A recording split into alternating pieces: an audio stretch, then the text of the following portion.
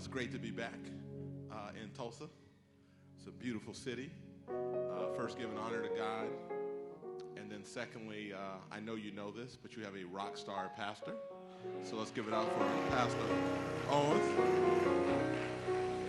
All right. So Pastor Owens asked me to talk briefly about Black Capital.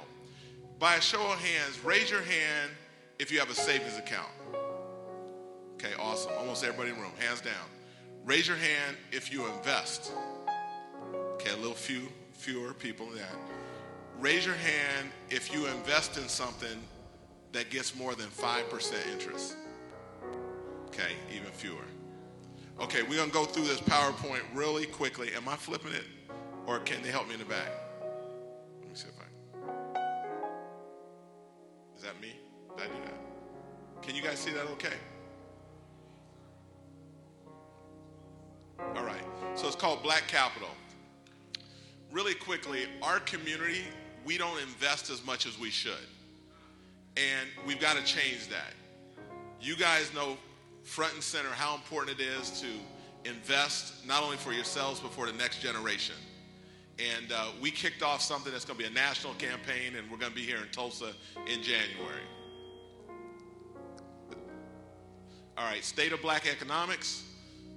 When we were here before, we did the State of Black America, we did the State of Black Education, and now it's really about the State of Black Economics. I'll let you look at that for a second, and I'll walk us through it.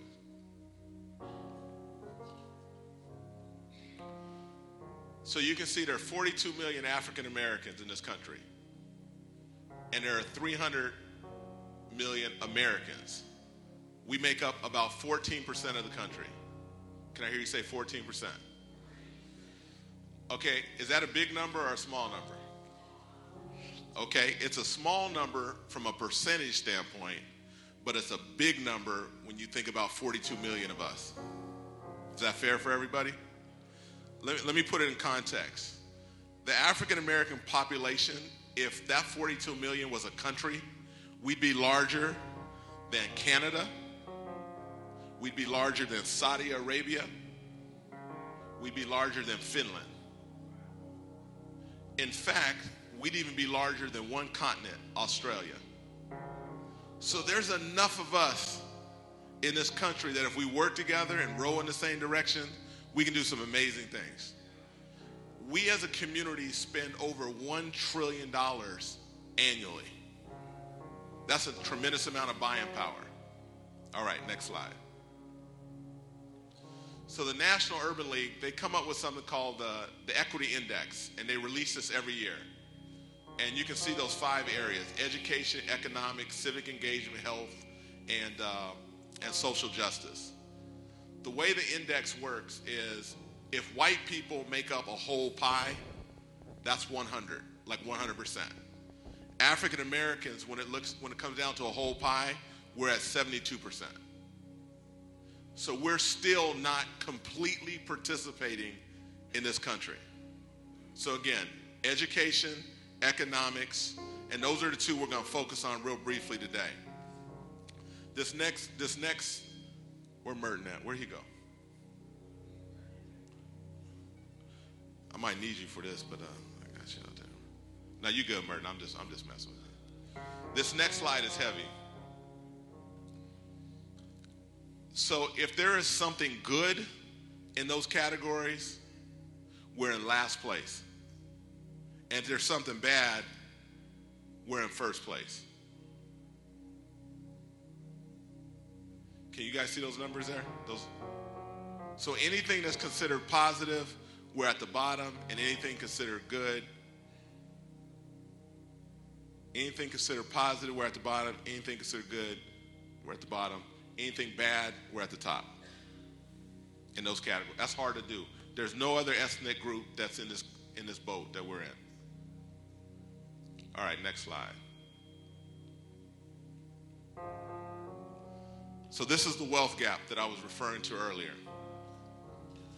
I'll let you digest it for a moment.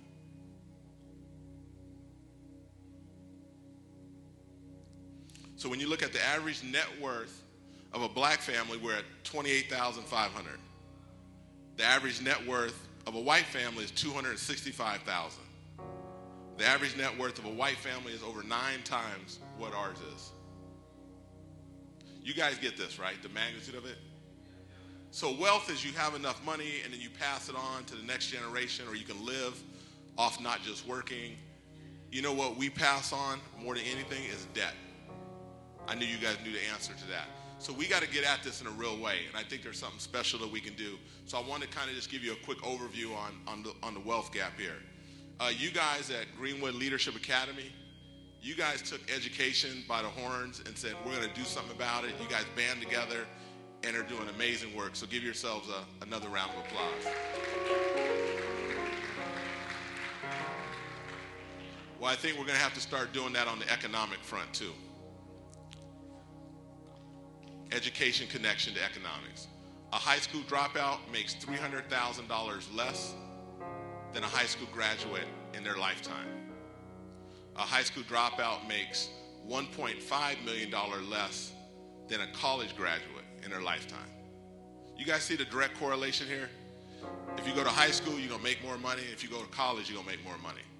And unfortunately, far too many of our kids, especially of color, are not graduating high school or college. And that's why you guys stepped in at Greenwood Leadership Academy. Next slide. Anybody know who Melody Hobson is? By a show of hands? A few folks?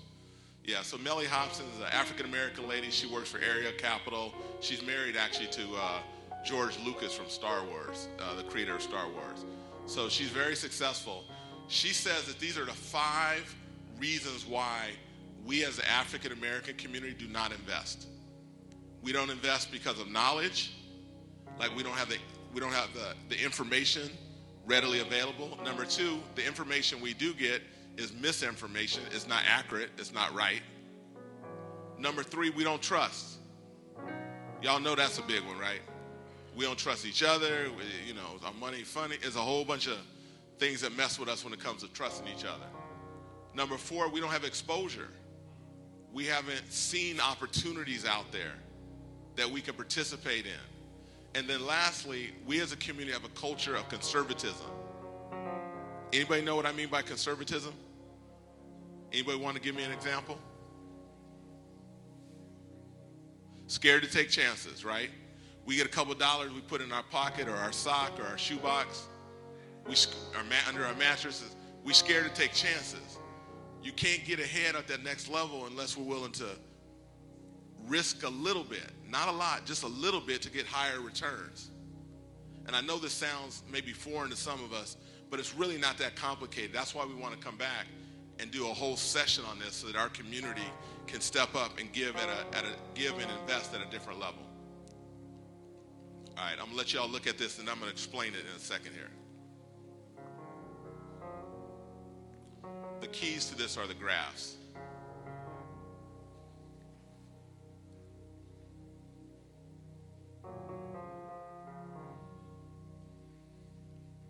All right, you guys see where the $10,000 is on the bottom left? If somebody had $10,000 and they invested it in the bank and got 2% interest, you guys follow me? For that $10,000 to double, it would take 36 years. So you put $10,000 in the bank, you get 2% interest, it takes 36 years for $10,000 to become what?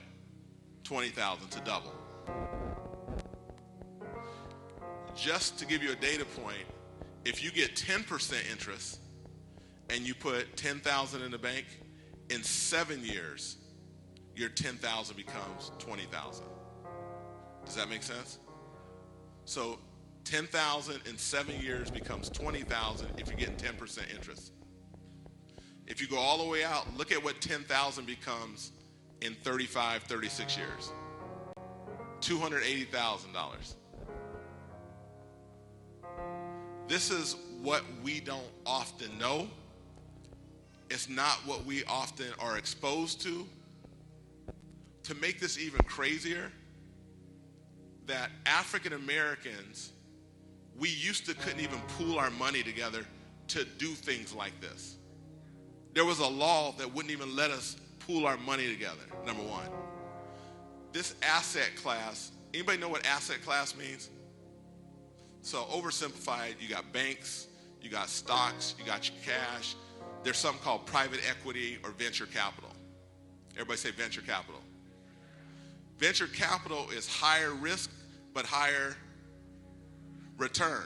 So what we're talking about now is taking a little bit of something, putting it aside, and investing in something that may get you a higher return. And if it doesn't happen, the world not going to end. So you're not going to take your money for kids going to college. You're not going to take your bill money. You're not going to take your retirement money. That's not what we're saying. We're saying taking a few dollars and investing in something that gives a higher return, and we do it together collectively. Does that make sense for us? That right there, that's in the spirit of Black Wall Street, right? That's what they used to do back in the day. So now you guys have a 100-year centennial coming up. Why not have Tulsa be a leader again when it comes to black folks pooling money together and investing?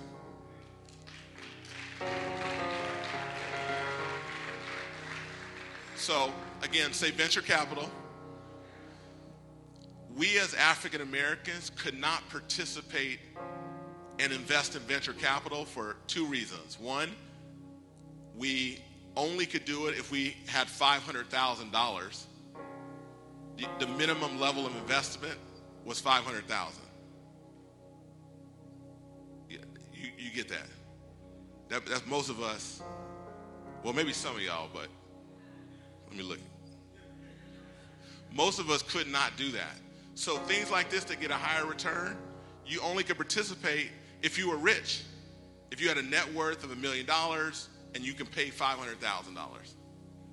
The second reason why you couldn't do it is there was a law that, again, prevented us from doing it. Here's the good news after I give you this last data point. If you have $10,000 and you got 2% interest, how much do you have at the end of 35, 36 years? Okay, if you have $10,000 and you're getting 10% interest, how much do you have at the end of 35 or 36 years? What was it? One more time. 280,000. Can you imagine if we invested our money collectively, we all put a little bit in, we invested collectively in venture capital, and you got 20% return?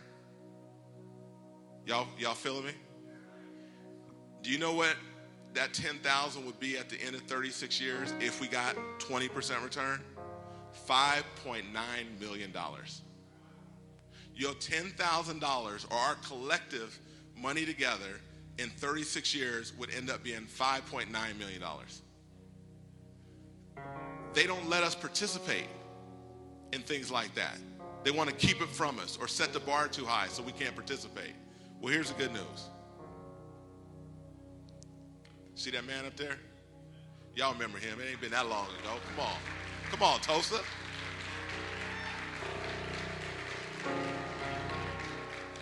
So President Obama signed in law in 2012.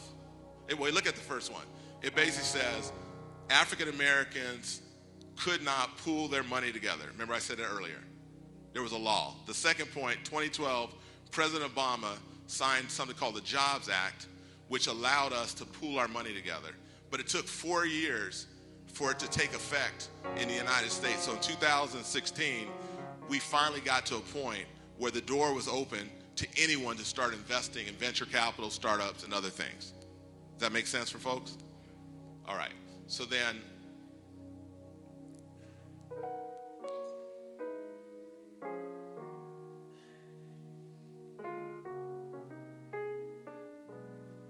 so this is kind of the last slide here, just so you know. So on January 21st, we're going to come back. We're going to do it here at Metropolitan Church from 6:30 to 7.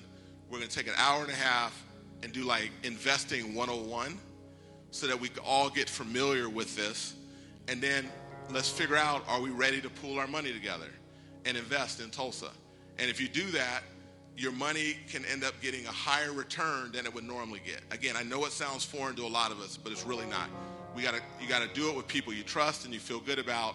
So we're going to be back here on January 21st, Metropolitan Church from 6 to 7:30.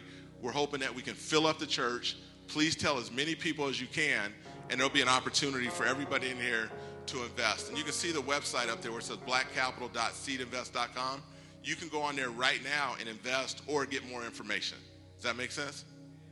You know, Martin Luther King said, free at last. Thank God Almighty, we are free at last. God bless you.